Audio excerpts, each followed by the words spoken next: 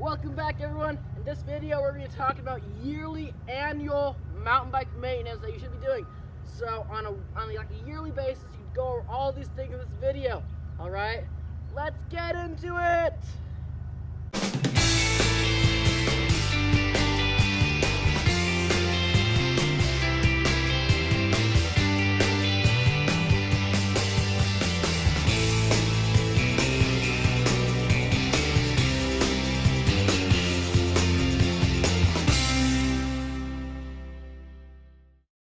First thing you're going to want to do, for an average cyclist, you're going to want to replace your chain.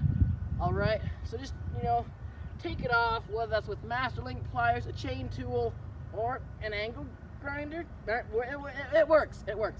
Anyway, I highly recommend a chain tool though. So first things first, you're going to take it off, throw it away. That chain is most likely stretched out and worn. Now why this is bad, you ask? Well, a worn chain can wear out all your other drivetrain parts much faster than it would with if it was a fresh chain. So you want to get that worn chain out of there before it can tear up your cassette, your chain ring, or your derailleur potentially. Worn chains stretch, which means they don't align with the cogs as they should, which cause the cogs to kind of stretch and get all disconfigured. It's not cool. So it's pretty easy. You can buy a chain for around $10, $20 depending on what spec you get on eBay or at your local bike shop. It's really easy to do, and just a good idea to replace your chain on a yearly basis. Alright, so number 2, you replace your chain. I would just give it a thorough bolt check. Check over every single bolt in your bike. Now we talked about an M check in the monthly maintenance video. This is more detailed, so check your seat clamp, your headset, your stem, your handlebar clamps, your Garmin mount, handlebars. Every single bolt is worth going over and getting, tensioning it up. All right, so you have replaced your chain, you've tensioned up all your bolts, including spokes, and your tires are not holding air. So what do? Well, if you have tubeless, you can add sealant in. Just add some sealant. 60 milliliters is usually enough. Sometimes you need more, but just add in some tubeless sealant. Stan's tubeless sealant is really great. I've been using that for over a year on this bike. It's been working perfectly.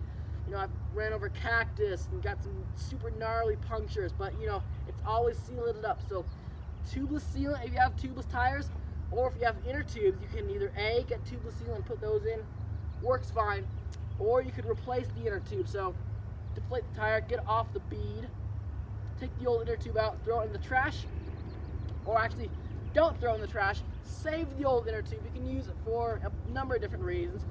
It just comes in handy to have an old inner tube. So you just take it out, replace it with a new inner tube, reinstall the tire and inflate. That will stop your leaky tires. Alright, next one's getting a bit more complex. It's good if you're an average cyclist. It's good to have your suspension and dropper seat post, if you have one, rebuilt on a yearly basis. Now, what this does, why should I pay to have this done, you ask? Well, it strengthens the longevity of your suspension. Basically what they'll do is separate the lowers from the stanchions. There's an oil bath in here. They're going to change out the oil, put some fresh oil in, grease up the bushings, maybe change the bushings. And what this does is make your suspension last much, much longer by getting all that fresh oil lubrication in there. So it's just a good thing to do. Same with the dropper seat post. And it's about $100 a year for the dropper seat post, which is, it's expensive, but it's worth doing because it's way cheaper in the long run just getting a whole new dropper setup. Same with the suspension. So about $200 combined for those. Now, if you have a dual suspension, you're going to want to get the shock rebuilt too, so maybe $300 for that. All combined, the whole complete package with the dropper post, the fork, and the shock. And if you have a full suspension, you have that linkage set up in here.